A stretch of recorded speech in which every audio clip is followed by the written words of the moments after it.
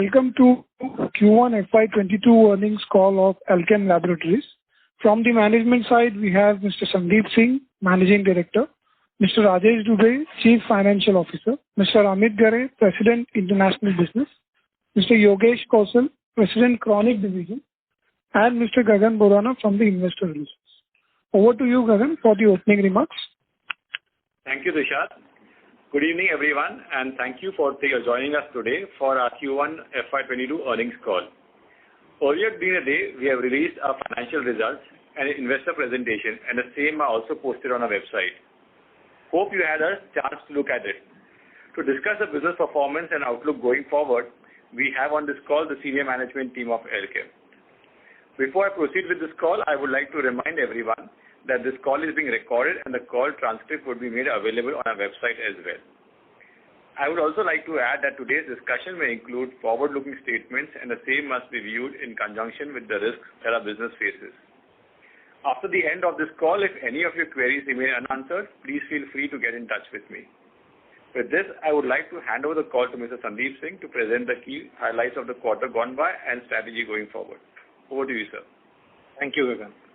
Good evening, everyone. So without further delay, I'll get into it.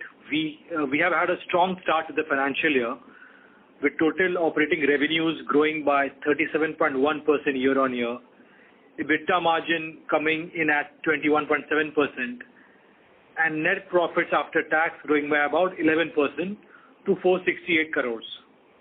During the quarter, we also generated healthy cash flows, which has helped us further strengthen our balance sheet, and now we have a net cash position of 980 crores as on June 20, 2021.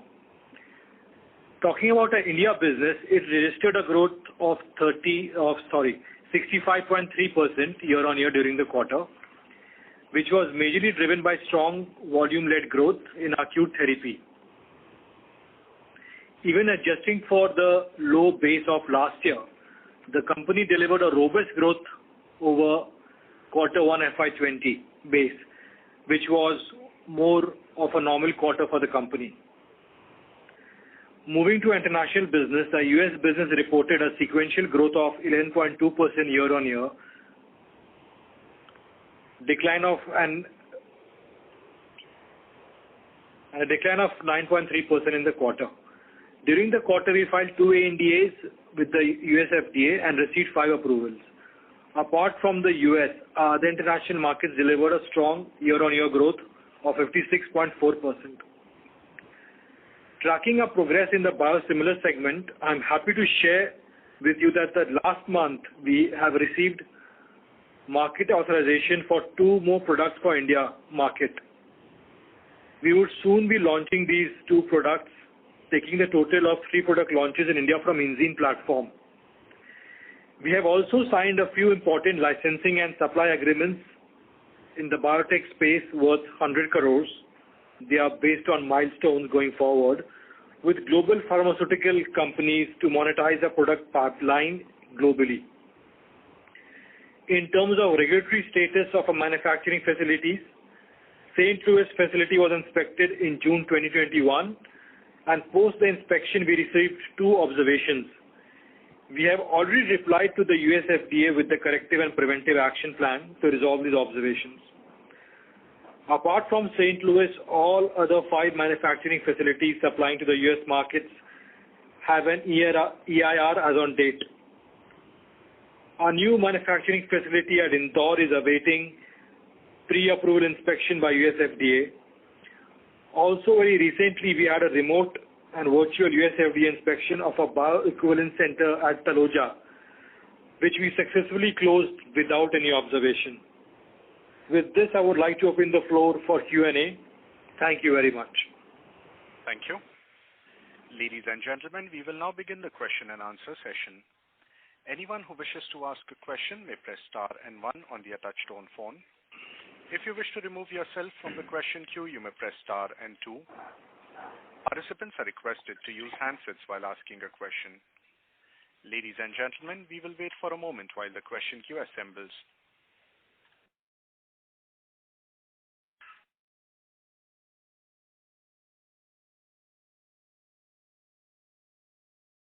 The first question is from the line of Prakash Agarwal from Axis Capital. Please go ahead.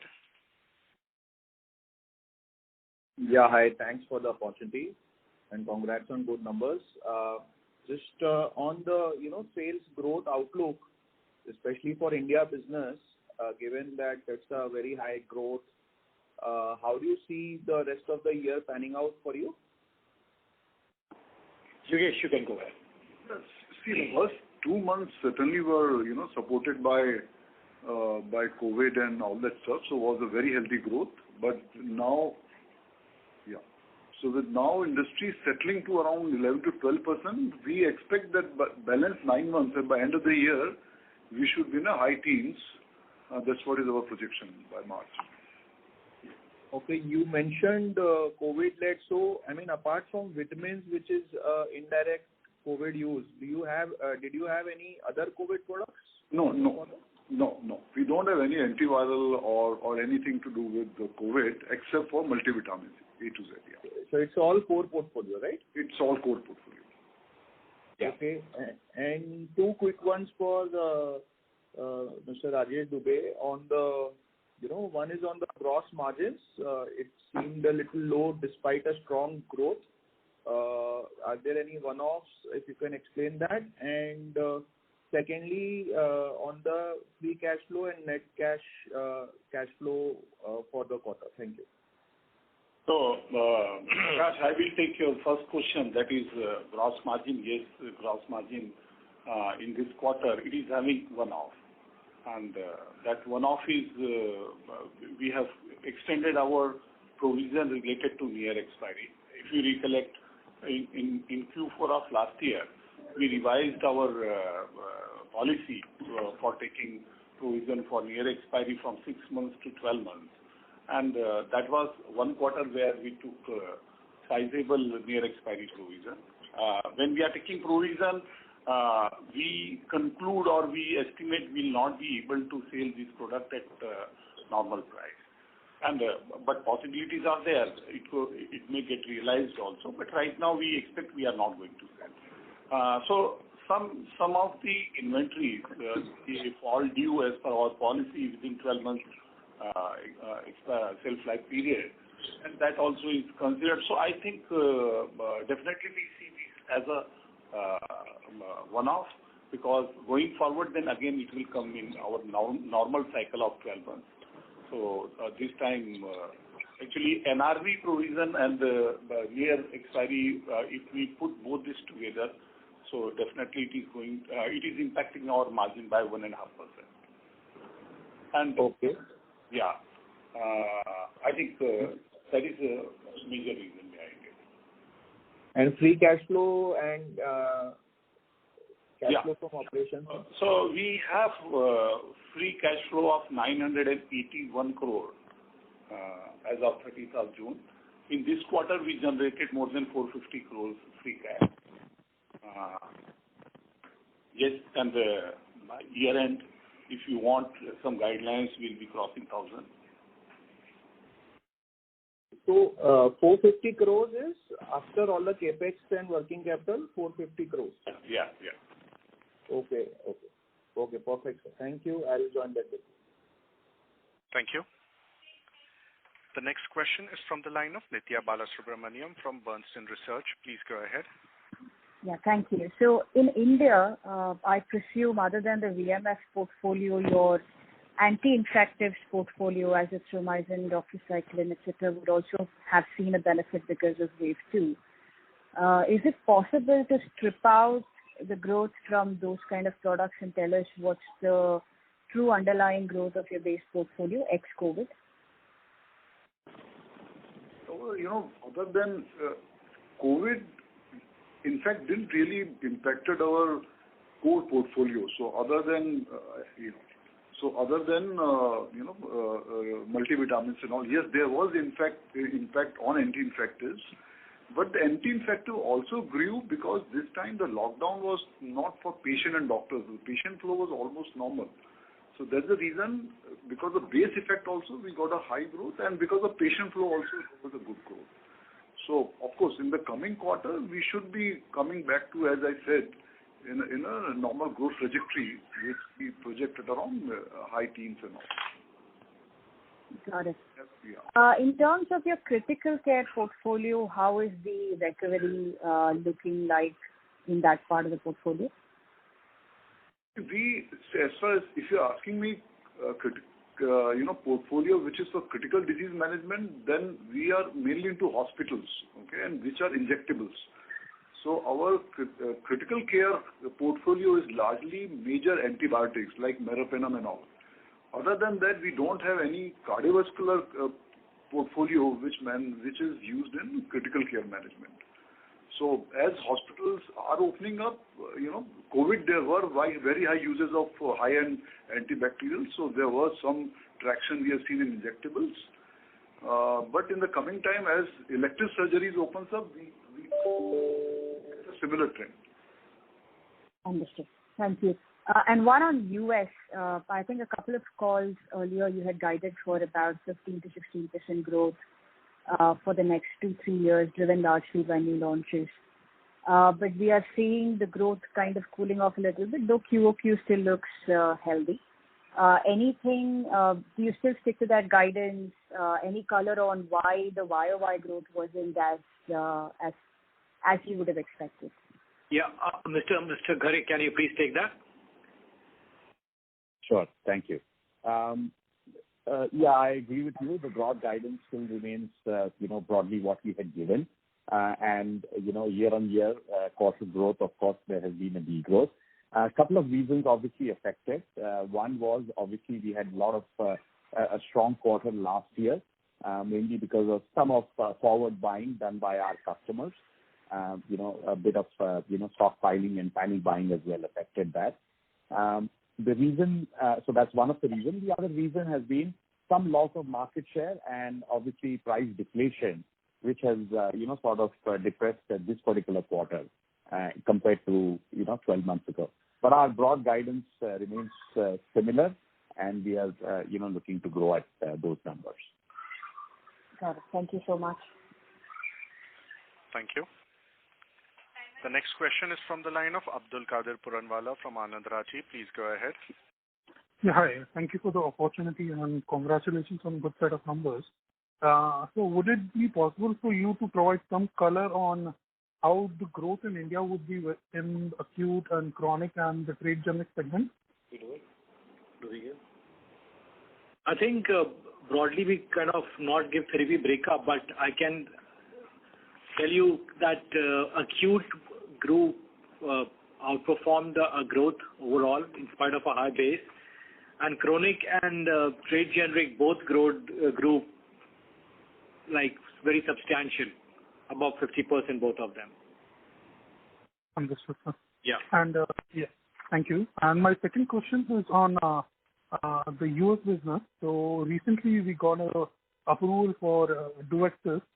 So any color on that? I understand the product size is not very huge, but since we want exclusivity and we are maintaining our guidance, would Duexis and a similar FTF opportunity play an important role in maintaining our guidance for the US business?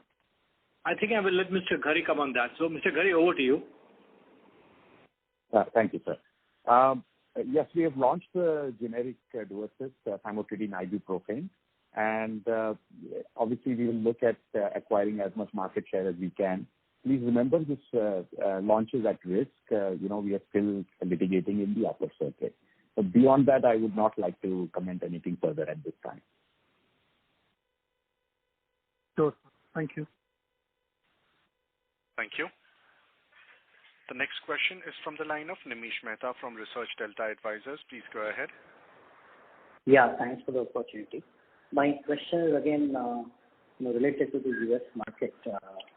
Can you tell us, we are likely to launch this product, which is dabigatran, at the end of this calendar. So if you can let us know as to, whether we will be having 180-day exclusivity on that, and will it be a meaningful product for us? Mr. Ghare, please. Yes, we will launch, this product.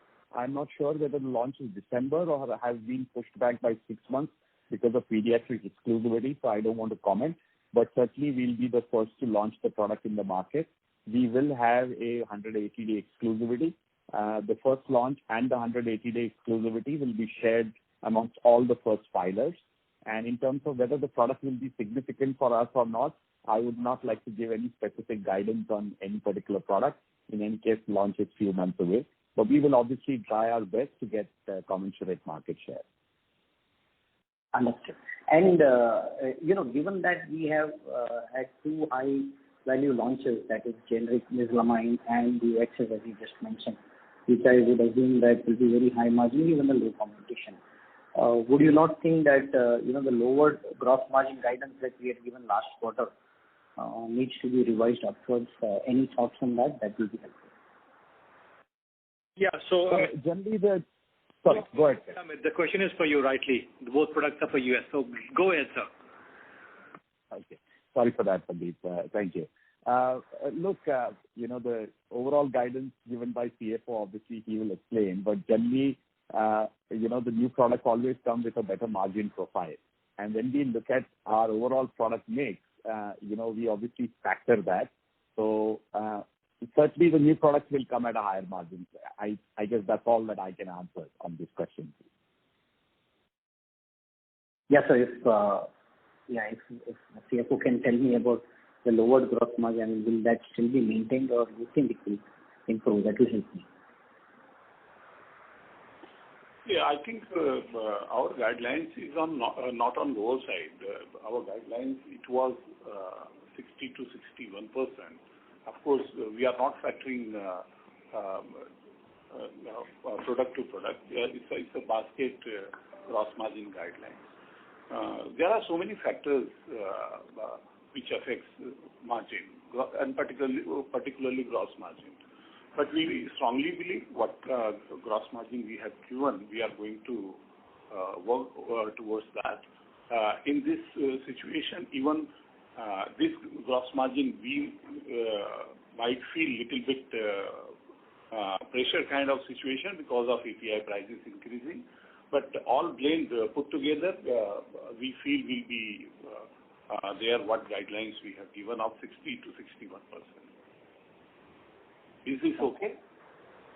Yeah, this helps me. And obviously, if you can also comment on EBITDA margin, that will be even more helpful. EBITDA margin, our guidelines, it was from 19 to 20% for this year because our endeavor was to improve by 100 basis points after a year. So we remain with our guidelines. Looking to better quarter one, we believe 50 to 100 basis points will try to improve on that. How much, sorry? How much will you try to improve? 50 to 100 basis points will try to improve. 50 to 100 basis. Okay, understood. Just to clarify, last year's guidance was 19 and last call we guided for 19.5 to 20%. So this 50 basis point improvement is over that guidance and not the, okay. Understood. Yeah, that works. Thank you. Okay, thank you. Thank you. The next question is from the line of Neha Manpuria from JP Morgan. Please go ahead. Yeah, thank you for taking my question. First on the trade generic business, how has this business, momentum been, over the last few quarters? We did see some pickup during the pandemic. Has the growth rate for the business slowed? And related question, we are seeing more players enter the trade generic segment. Does that make it difficult for us to continue to grow this business at double digits that we've been seeing over the last 2 years? Yeah, I'll take that question. So, to answer you, trade generics continues to grow at very healthy pace and the growth is not slowing down. And this question specifically of, large players entering trade generics, I think it was expected because this is kind of growing very, very handsomely for the last few quarters. But, you said, will this double-digit growth continue? The answer is emphatically yes, because keep in mind, we don't only grow in double digits, we grow in very high double digits. So achieving double digits and maintaining that over the next few years, we don't see it as a challenge at all. And what would drive this growth, Sandeep, despite the competition in your view? Sorry? what would drive this double-digit growth? The strong double-digit growth that we're guiding to, despite the competition that you will see? Sure. So I think a lot of people underestimate trade generics business, and that's also a franchisee and a brand business actually. It might seem like an oxymoron, but it's not. So the relationship which we enjoy with trade channels is something which can't be replicated overnight. It takes many years. We have reached where we have reached in 20 years. Didn't happen overnight.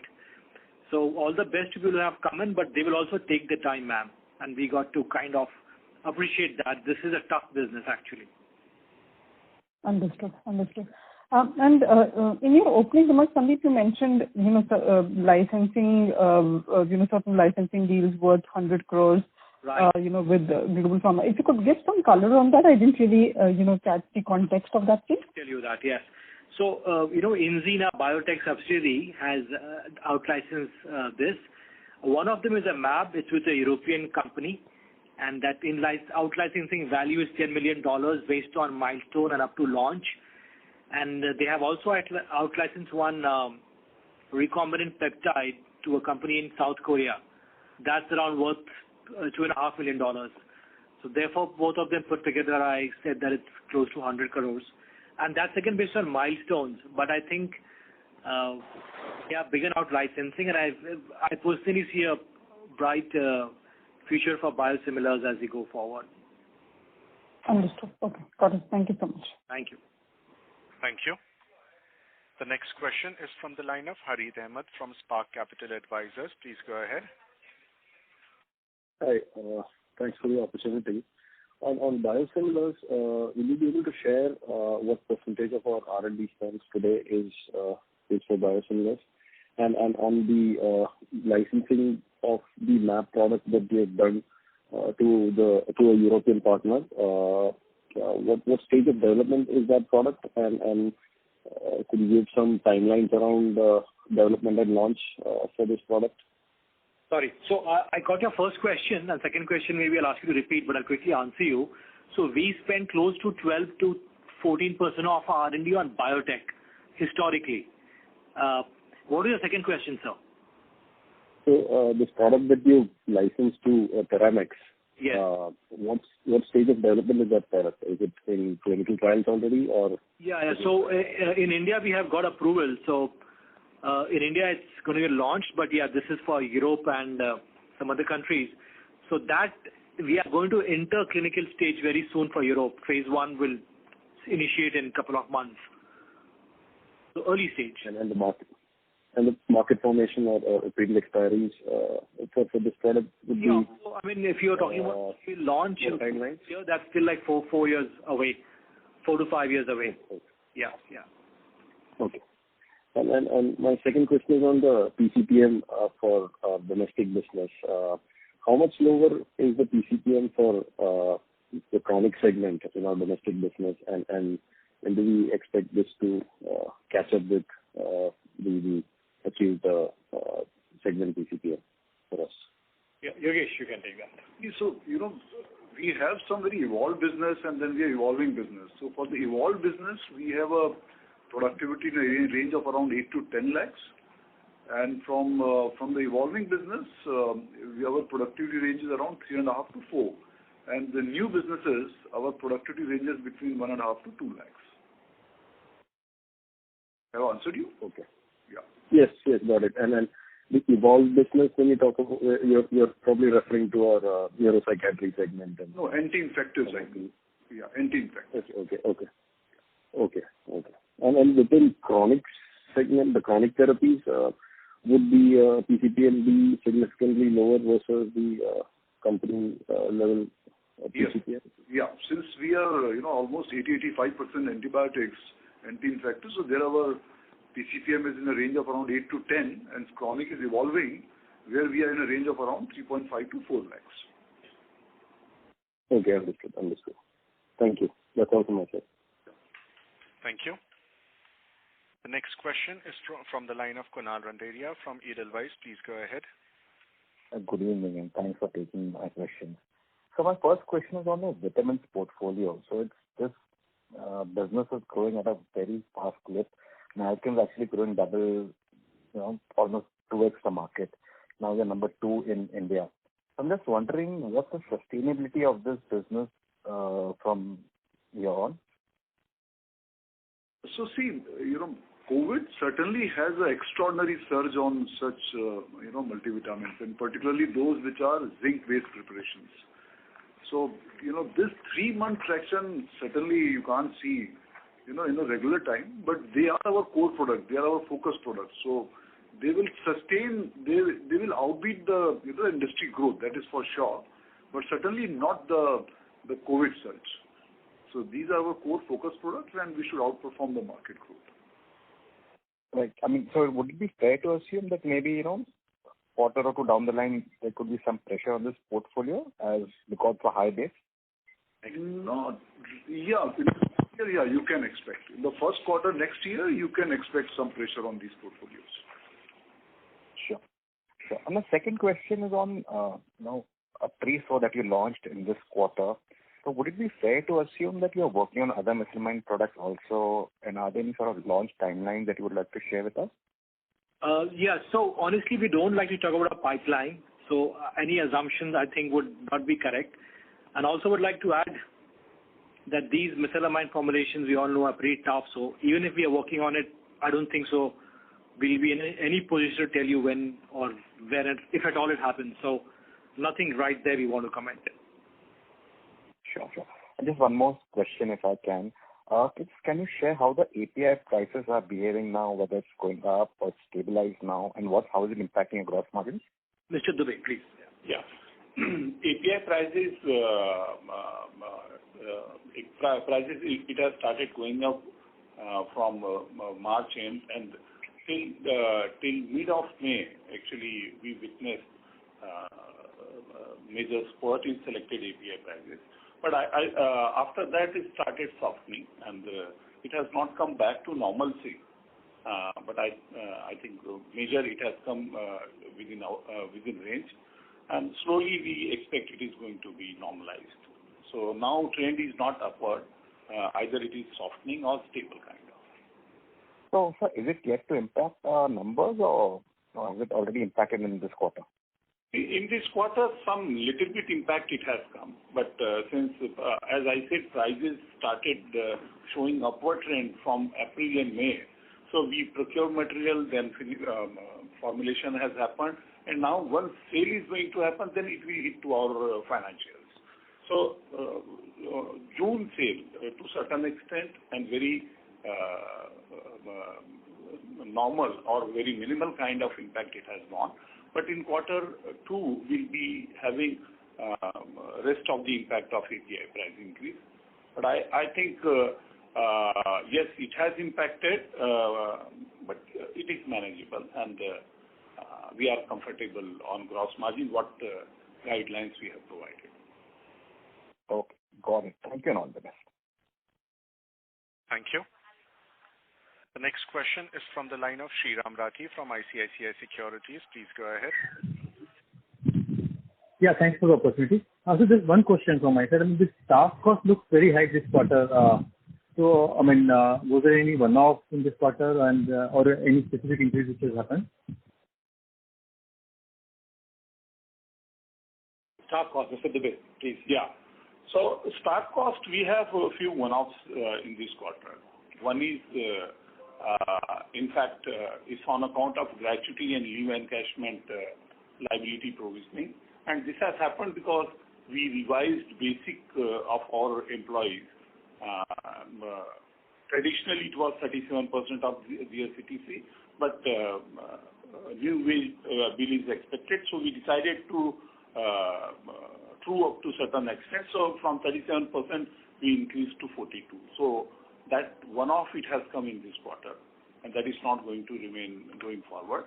Second, staff cost, it looks on high side because we had very good quarter on our revenue. So we paid incentive.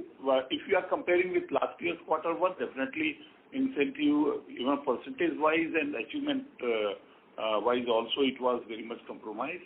This quarter, since we had surplus, so incentive percentage it has increased, as well as quantum also it has increased. So putting these two together, it gives major answer to your question of increased employee cost. Okay. So going forward, how should we look at this figure? Like, because earlier we were around 400 crores kind of figure. So will it be like 450 or 500? Generally, what should be the range? Definitely, it will be optimized by, say, another 40-45 crores, what we have now. So if I take out, suppose 50 crore out of this, then it will be somewhere in the range of 480, 75, 80. Okay, got it. And other expenses would be normal, right, now, in this quarter also, like this is a normal run rate. Other expenses, it looks normal, but let me just tell you, still our marketing expenses, it is normalized to the tune of 80-85% only. So we should expect 10 to 15% in our marketing expense, I mean to say. Other expenses includes everything. So out of that marketing expense, as far as still 85% normalization has happened, we can expect another 5 to 10% going forward. Okay, sure, got it. Thank you, sir. Thank you so much. Thank you. The next question is from the line of Sayan Mukherjee from Nomura Capital. Please go ahead.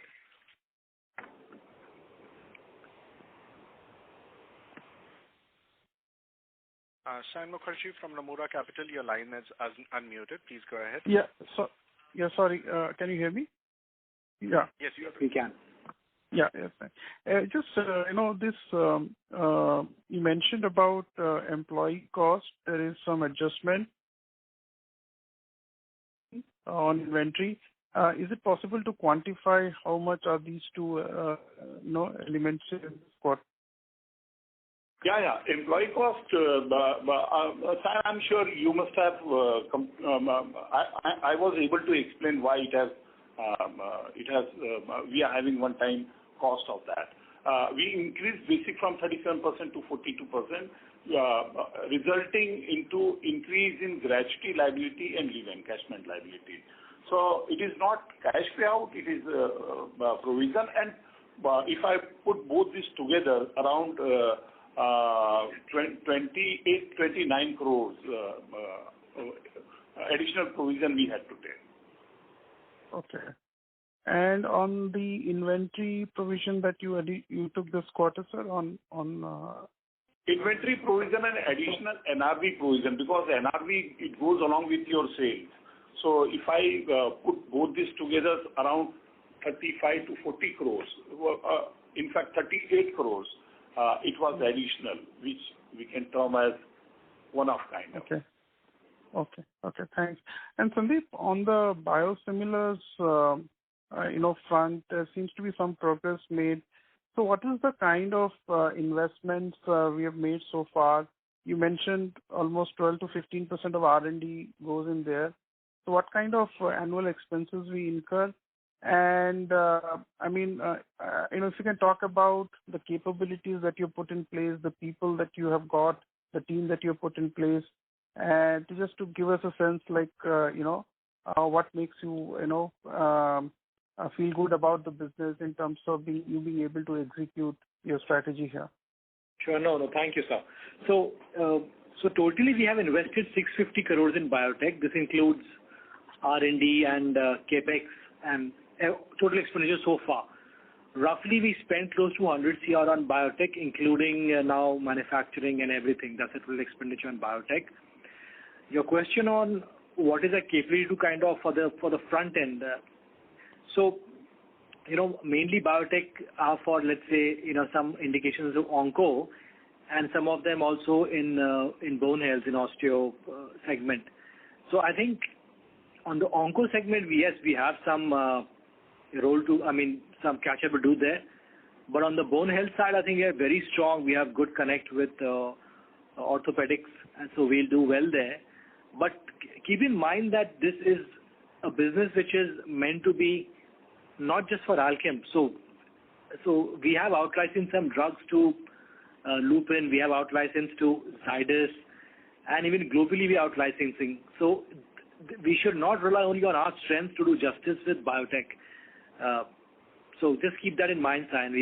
They will tie up with the best, irrespective of whether it's Alkem or not. We'll get the best partners and we will be executing this. In India, Alkem is a strong partner, so Alkem is the right choice. But globally, we'll go with people who can do justice with it. Actually, Sandeep, I was also looking at, the product development capabilities, R&D. If you can give some color on that. So honestly, Sayan, I don't know how much color I can give on that, because honestly, only with time it will tell how good or bad it is. But what I can tell you why I think I'm confident about it is, people have done extensive due diligence. Only after that you can out-license things. So we have gone through those rounds. I hear good things about them from our partners, and they are putting the money where their mouth is. So we have our out-licensing deal already in a very early stage of a company. Second thing, the employees who work on this in this business in Enzene Biotech, a lot of the senior management has come from US. They have worked in companies like Amgen and BMS and all. So I think we've got great people there.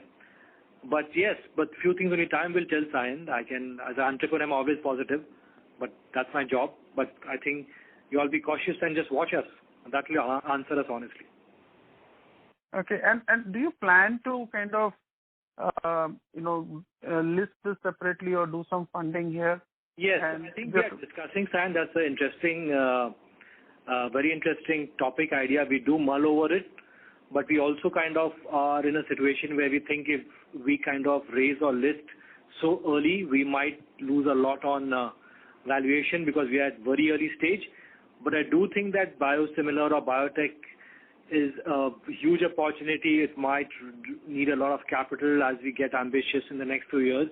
So those options are certainly on the table, Sayan. I must say that. Okay. And just one clarification, Sandeep. This 100 crore you said, over what period you have invested in? So this is based on milestones, and some of it would be on back-ended. What I mean is on completion of phase 1, phase 3, and on launch. So some of them are a large part of it is back-ended, but they would, so it's up to launch, Sayan. So you could assume in the next 4 years. Okay, no, Sandeep. Actually, I was mentioning, you mentioned 650 crore of capex, and then you mentioned something about 100 crore additional. Capex, both, Sayan, 650 crores. Okay. That's the total investments we have made there. Yeah, not just capex. Yeah. Oh, okay.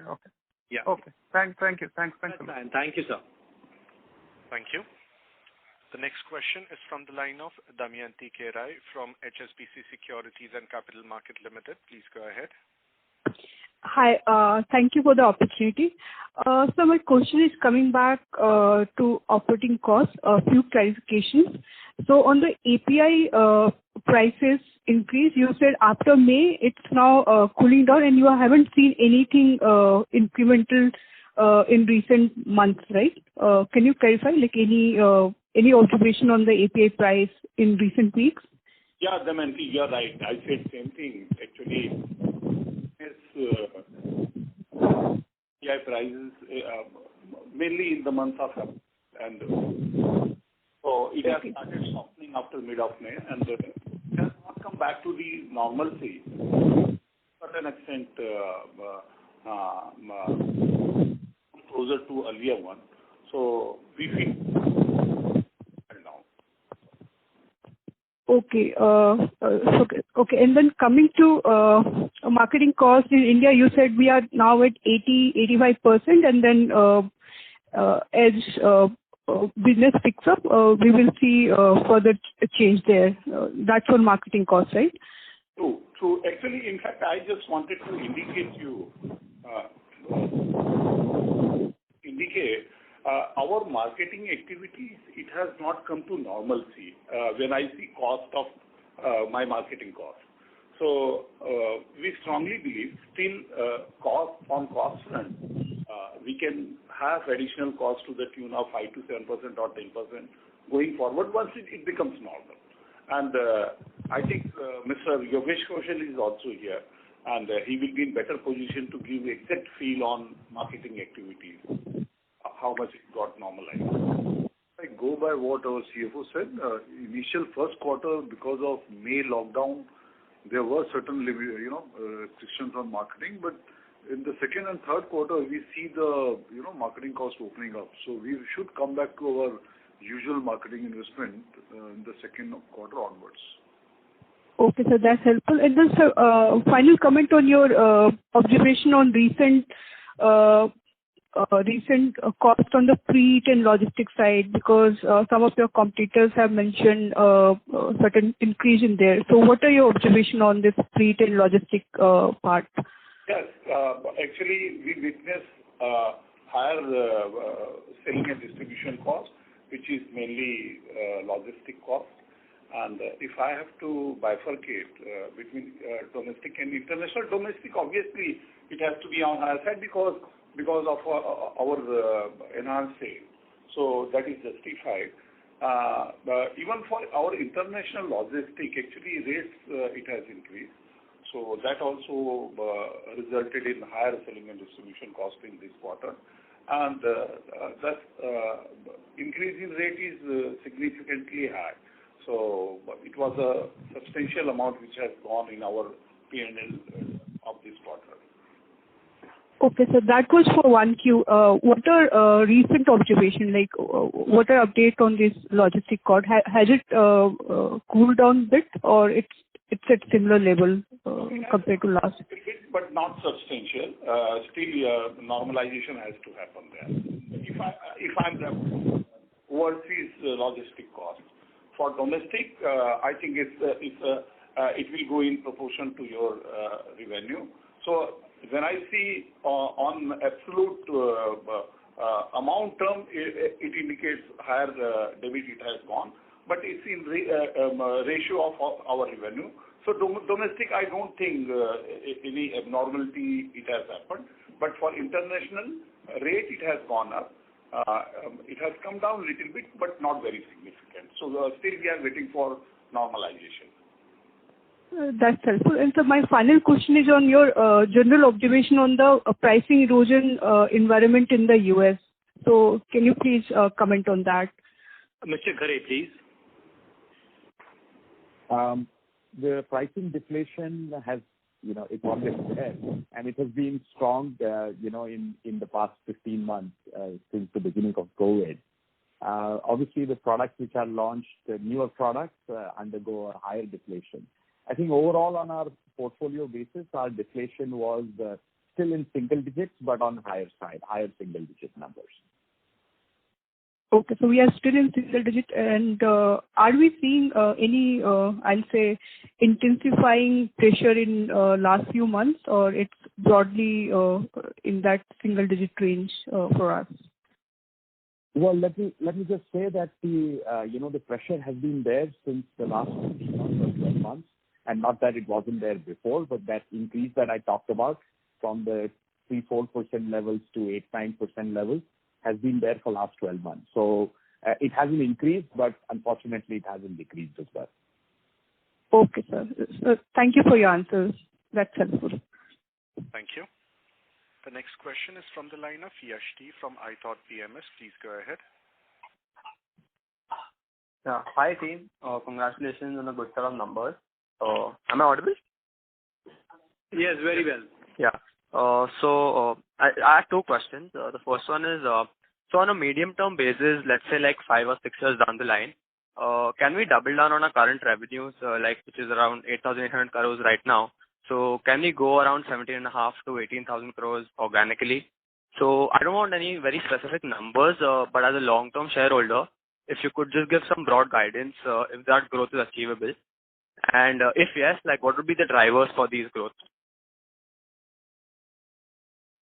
Yeah, if you're talking about doubling in 6 years, I think my math is not very good, but that's maybe 12 to 13%. So in that the case, we would. We normally don't like to give forward numbers. So yes, sir. Some broad guidance. And what would be the drivers for that growth? If you could just. Yeah, the drivers for this growth, Alkem would be obviously domestic business, which is a large part of our business. chronic business, please don't forget we have hardly scratched the surface. US business, we are still in, not very large. We are still in small molecules, oral solids. There we can come into, little complex generics and biosimilars 4 or 5 years down the line. So that would help. 6 years doubling is not massive, so that's okay. Sure, sir. And my second question is, so what is the durable competitive edge that which has led to consistent market share growth for Alkem, across all therapies over years? And are we taking any new initiatives now to maintain or enhance this competitive edge that we have over the years? That's a comprehensive question. I think our competitive edge is luck, but I'm just joking, sorry. So I think we've got huge brands. We are a very entrepreneurial company where everyone is a quick decision maker. We have a culture. I think culture differentiates you. So that's the very kind of answer I'd like to give. But, the management is very focused. The promoters like to this. We are passionate entrepreneurs. We got good set of people. I think that's why I said it's a matter of luck. We got great people. And we don't hesitate to invest. There was a time, if you remember, EBITDA margins were close to 14% we did the IPO. That's because we were investing. So we take a long-term call on business and we invest and we wait and we do all the right things. Sure, sir. Thank you. Thank you. The next question is from the line of Bhaskar Bukrediwala from RTI Investments. Please go ahead. So thanks for taking the question. Couple of questions. One on the margin profile from a medium-term perspective. Now, as you can see that your chronic portfolio is shaping up quite well. So, would structurally your margins range, which has been let's say between 21% over the 3-year period, likely to inch up because of the scale built? Yes, I think it will inch up, but don't ask me how much, but it will certainly inch up for sure. Any very broad directional guidance would you like to give without giving very specific numbers? Direction guidance is always given 50 to 100 basis point every year. We'll try to inch up, hopefully. We maintain that stance, sir. Okay. Sure. And would your gross margins in the chronic portfolio be higher than your acute portfolio? Yes, for sure. Okay. Yeah. Sure. That's the question from my side. That's all. Thank you. The next question is from the line of Prakash Agarwal from Axis Capital. Please go ahead. Yeah, thanks for the opportunity again. Just on the MR, so in the last 2-3 years, we had an addition of about 2,000 people. And so what is the current MR run rate and what is the current MR productivity? And tying up with the margins, so if you are largely done with MR additions with 10-12% growth, is there a possibility of, like what the earlier participant also asked, 50 to 100 basis points? So that is a culmination of that? Yeah, that's also one of the culminating factors for sure, because the addition of MRs have more or less been done. But I think on specific numbers, Yogesh, you could answer them with them. Your duty is. As a group, we should be around 10,000 plus, around 11,000 people, 11,000 MRs. And yes, we, other than the respiratory division which we have launched, we are almost done with our, addition of MRs. But nevertheless, we, as our MD also said, Sandeep, that we are not close to any future opportunities. So as of now, we are not, on a close run, we are not seeing any expansion, but we are open to opportunities. Okay. And MR productivity, where we are in the... Come again, sorry, I didn't get you. What is our run rate on MR productivity? Yeah, I told you just some time back that our evolve business, we are in the range of around 8 to 10 lakhs. In the evolving, we are somewhere between 3.5 to 4. And just couple of years launch business, we are in the range of around 1.5 to 2 lakhs. So ballpark will be around 5? Around 5 to 5.5 overall as an organization. Perfect. And secondly, on use of cash, like, now from an upcoming quarters and seen in the last few quarters also, there is a very strong free cash flow generation that is happening. And I think in the last call, there was a mention that we are evaluating M&A after a long time. We said that. So are we looking at aggressively anything on the table, and what is the current thought on this? No, Prakash, so I think, yes, I think accumulation of cash will happen, and that's a good thing. I don't recollect whether we said we are open to M&A acquisitions, unless I have amnesia, I'm not sure. But I don't think so. So I think as we go forward, Prakash, I understand that cash accumulation will happen in the next few years. I think once we cross, let's say, some numbers and it becomes a problem, we could discuss that time. But so we are not changing anything right now, Prakash, in terms of our dividend policy or anything like that, Prakash. Okay, so you're saying you're not too keen on M&A. Is that what you're saying? We are not too keen on M&A, Prakash. Okay, so natural and organic build-out is what you prefer versus... Yes. Okay, great. And lastly, on tax rate, so we have seen one domestic company raising tax rate guidance. How do we feel like, given our plants which were, are still in Sikkim and all these, so how long we have these tax breaks and how long we could be under 14-15% kind of tax rates? See, Prakash, for this year, our guidelines is 13 to 15% of tax rate. I think that is going to remain. For next year, definitely it is going to add up by another 100 basis points. So next year you can take 14 to 16% kind of. And if I understand your question correctly, you asked me how long we are going to have. Yes, sir. Sikkim benefit. So as you know, Sikkim benefit ends in 26-27.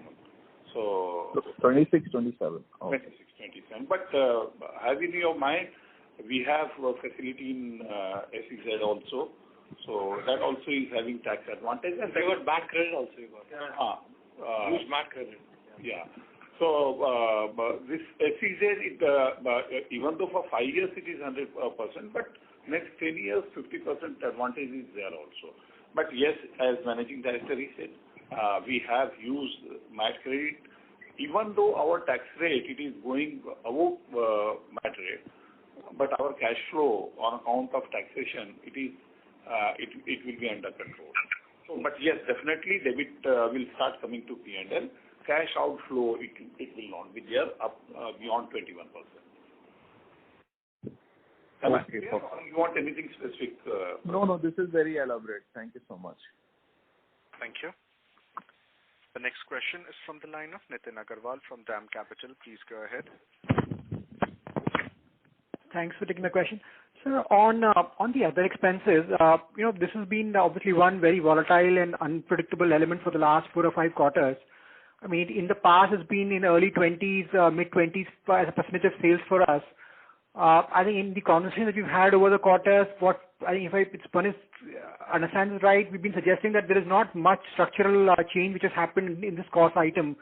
So is it fair to expect that at some point in time we start going back to early 20s percentage of sales for the other expenses, or there are some changes which have happened in the overall business, which sort of make us will be optimized significantly on that? There are so many factors if you are referring other expenses. Other expenses is a combination of so many expenditure. It's marketing expense, it's manufacturing expense, and corporate overhead, and whatever is not covered under employee cost and COGS, mainly it is coming under other expenses. So it is very difficult to give exact prediction. But generally, our other expense is in the range of 20%, 18 to 20%. But definitely, operating leverage is one important component in that. So, as just now we discussed, for example, employee-related cost. When their productivity improves, definitely our revenue is going to go up, whereas cost is not going to go up in that proportion. So that advantage is there. Same thing applies in other expenses also. If I have to take our manufacturing cost into consideration, marketing also similar thing applies. But I think our other expenses broadly it is in the range of 18 to 20% when it gets normalized. Okay, sir. Okay. Thank you. Between the quarters, we have some seasonality. So if you check across the quarters, there would be this variation of 18%, 22%, because there is a seasonality part also in our portfolio. No, I got it. Thanks. Thank you. The next question is from the line of Nithya Balasubramaniam from Bernstein. Please go ahead. Hi, just one question on your chronic therapy strategy. So one reads through, if you get commentary across companies, is everybody wants to grow in chronic therapy, and the market leaders in chronic therapy obviously will want to keep the market share and keep the leadership. So as the company which is now building presence, how is your strategy differentiated? Is it in terms of prescribers or geography focus or portfolio focus? What is it that Alkem brings to the table in such a highly competitive and a highly concentrated market? In a generic branded business, very difficult to say that you can build a differentiation. But yes, our focus is very clear. We are known for building large brands.